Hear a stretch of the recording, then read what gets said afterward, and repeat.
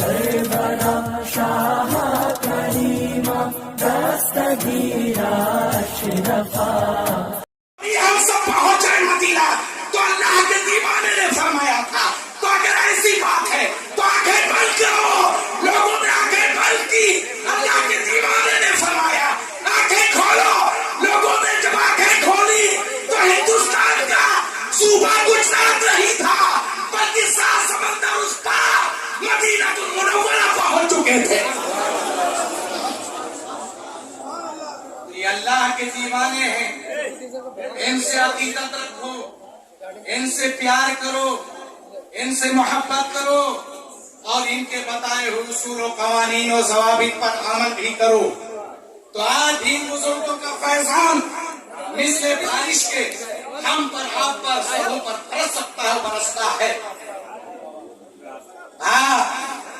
کچھ لوگ کہہ سکتے ہیں اللہ کا وہ دیوانہ زندہ تھا تو اس کا فیضان کرم ان لوگوں کو مل گیا. یہ تو اللہ والے ایسے ہیں جو اپنی قبروں میں لیٹے ہوئے ہیں. ان سے کہہ دینا اللہ کا دیوانہ جب تک دنیا میں ظاہری حیات میں رہتا ہے اس کا فیضان کرم لوگوں پر برستا رہتا ہے, اور جب ہماری نگاہوں سے وہ اوجھل ہو جاتا ہے, اپنی قبر میں پہنچ جاتا ہے, تب بھی اس کا فیضان کرم ان کے غلاموں پر مثل بارش کے برستا ہی رہتا ہے. یہ ان کا عقیدہ ہوگا کہ اللہ کا ولی مرنے کے بعد مٹ جاتا ہے. ہمارا عقیدہ ہے اللہ کا ولی بعد موت بھی زندہ رہتا ہے. لا فرق لهم في الحالين ولذا قيل اولیاء اللہ لا يموتون ولذا قيل اولیاء اللہ لا يموتون ولكن ينتقلون من دار الى دار. شرح مشکات مرقات میں موجود ہے. علامہ مولا علی قاری نے فرمایا لا فرق لهم في الحالين ولذا قيل اولیاء اللہ لا يموتون ولكن ينتقلون من دار الى دار. اللہ کے ولی قبل وصال جیسے دنیا میں زندہ رہتے ہیں ایسے ہی بعد وصال بعد موت بھی زندہ رہتے ہیں, لیکن ایک گھر سے دوسرے گھر کی جانب منتقل ہو کر کے چلے جاتے ہیں. تو زندہ ہے واللہ, تو زندہ ہے واللہ, میری چشم عالم سے چھپ جانے والے. ایسا ہی واقعہ پڑھنے کو سننے کو ملتا ہے.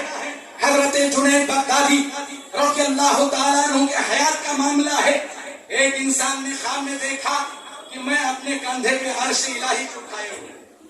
آج کے دور میں بہت سے لوگ خواب دیکھتے ہیں, چاہے وہ مرد ہوں یا عورتیں ہوں, خواب بہت دیکھتے ہیں. ایسے ہی اس دور میں بھی دیکھنے والے نے دیکھا کہ میں اپنے کندھے پر عرش اعظم کو اٹھائے ہوں. آنکھ کھولی, دل گھبرا گیا, بے چین و بے قرار ہو گیا کہ یا اللہ اس خواب کی تعبیر کیا ہے, اس کا مطلب اور ارتھ کیا ہے کہ میں نے اپنے کندھے پہ عرش الہی کو اٹھا رکھا ہوں.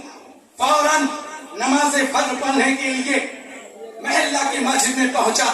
نماز فجر ادا کرنے کے بعد امام صاحب کا ہاتھ پکڑا اور کہا حضور میں آپ کو زحمت دینا چاہتا ہوں. امام صاحب نے فرمایا کہو کیا کہنا چاہتے ہو.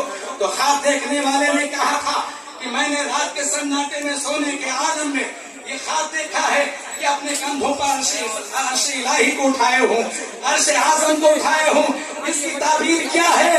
تو امام صاحب چونکہ پڑھے لکھے تھے, ہوشیار تھے, عالم دین تھے, قاری خوش لحن تھے, فرمایا ارے نادان تیرا خواب بڑا ہے اور بڑے خواب کی تعبیر بڑے انسان ہی سے پوچھنی چاہیے. فی زمانی ہی آج کے دور میں ہم میں تم میں سب میں سب سے بڑے حضرت جنید بغدادی ہیں جن کی ولایت کا ڈنکا سارے عالم میں بج رہا ہے. اگر تو اپنے خواب کی تعبیر صحیح معنوں میں معلوم ہی کرنا چاہتا ہے کسی سے نہ پوچھ کر کے بغداد کی جانب سفر کر جا اور حضرت جنید بغدادی کی بارگاہ میں پہنچ جا, اپنے خواب کی تعبیر پوچھ لے. فوراً خواب دیکھنے والا گھر آتا ہے, تھوڑا بہت کھانے पीने का सामान और दोशे राह लेता है और बगदाद की जान निकल जाता है। जैसे ही बगदाद की सरजमीन पे कदम रखा, क्या देखा उसने अपने माथे की निगाहों से? बहुत बड़ा मजमा है, बहुत बड़ी भीड़ है, बहुत लोग इकट्ठा हैं, तमाम लोग आपस में बातें कर रहे हैं, कुछ गिरिया उसारी कर रहे हैं, कुछ आहो भगा कर रहे हैं, कुछ की आंखें सावन भादों की तरह आंसू की लड़ियां बहा रही हैं। अल्लाह अकबर। ऐसे आलम में वो इंसान पहुंचता है, एक जाने वाले इंसान का हाथ पकड़ करके पूछता है, ऐ जाने वाला ठहर जा, मेरे सवाल का जवाब देता जा। आखिर ये तमाम लोग इकट्ठा क्यों हैं? आखिर ये तमाम लोगों की भीड़ क्यों है? इतना बड़ा मजमा क्यों है? तो पूछने वाले ने जब पूछा था तो जवाब देने वाले ने कहा था, तुम्हें मालूम नहीं है, अरे बगदाद में उस सारी दुनिया में जिनकी लाइफ का तनखा बच रहा था, इन्हें दुनिया में हजरत जुनैद बगदादी के नाम से जाना भी जाता था और दिल की गहराइयों से माना भी जाता था। आज उनका इंतकाल पुरमदार हो चुका है। लोग जनाजे की नमाज पढ़ने के लिए इकट्ठा हुए हैं, जमा हुए हैं। अल्लाह अकबर। ये बातें जैसे ख्वाब देखने वाले ने सुना था, सावन भादों की तरह उसकी आंखें बरसने लगी और रब की बारगाह में दुआ किया कि आए बारेला, अगर इस आसमान के नीचे धरती के ऊपर कोई ऐसा इंसान था जो मेरे ख्वाब की ताबीर बताता, वो भी ख्वाब की ताबीर बताने समझाने से पहले तशरीफ ले जा चुका है। अब हम अपने ख्वाब की ताबीर पूछे तो किससे पूछें, दरियाफ्त करें तो किससे करें? खैर इन बातों में उलझा हुआ था। दिल ने कहा, अरे नादान, चलो ठीक है, ख्वाब की ताबीर तो न मालूम हो सकी, लेकिन हजरत जुनैद बगदादी के जनाजे की नमाज पढ़ने का सुनहरा मौका तुझे रब अता फरमा रहा है। जा जा आगे बढ़, जहाँ जगह हो वहीं खड़ा हो जा। खैर आगे बढ़ा, जहाँ जगह सपने मिली वहीं खड़ा हो गया। जनाजे की नमाज पढ़ी। जनाजे की नमाज से फारिग होने के बाद सबों ने हजरत जुनैद बगदादी के जनाजे को कंधों की जीनत बना करके बगदाद की कब्रिस्तान की जानिब लेकर के चले। जब बारी आई उस इंसान की जो ख्वाब देख करके गया था ख्वाब की ताबीर पूछने के लिए, बगदाद तक पहुंचा था, जैसे उसके अंदर जैसे उसने अपना कंधा हजरत जुनैद बगदादी के जनाजे से चारपाई से लगाया, फिर दोबारा उसकी आंखें सावन भादों की तरह बरसने लगी और दिल से कहा, हुजूर, अगर आपको सफर ही करना था, जाना ही था, तो मेरे ख्वाब की ताबीर आप बता करते, फिर चले जाते, तो आपके जाने का मुझे इस कदर मलाल और सदमा न होता जितना सदमा अब मुझे हो रहा है। ये दिल से फरियाद ख्वाब देखने वाला इंसान जुनैद बगदादी की बारगाह में कर रहा था। हजरत जुनैद बगदादी जो दुनिया वालों की निगाहों में मर चुके थे, इंतकाल कर चुके थे, दुनिया से आखिरत की जानिब सफर कर चुके थे, कफन में मलबूस थे, जनाजे की चारपाई पे लेटे हुए हैं, नमाज जनाजा भी अदा करने वालों ने अदा भी कर लिया है। अब जुनैद बगदादी फरमाते हैं, अरे नादान, तेरे ख्वाब की तो यही ताबीर है, क्या तूने फरमाने मुस्तफा नहीं पढ़ा या उलमा की जुबानी नहीं सुना? मेरे आका ने फरमाया है, कल्बुल मोमिन अर्शुल्ला, मोमिन का दिल अर्श इलाही हुआ करता है। फरमाने मुस्तफा के मुताबिक तू जुनैद के जनाजे को नहीं बल्कि अर्श आज़म को अपने कंधों पे उठाए हुए है। यही तेरे ख्वाब की ताबीर। मरने के बाद हदीस मुस्तफा कौन सुनाता है? ख्वाब की ताबीर कौन बताता है? इन्हीं के जैसे अल्लाह के वली हजरत जुनैद बगदादी बता रहे हैं।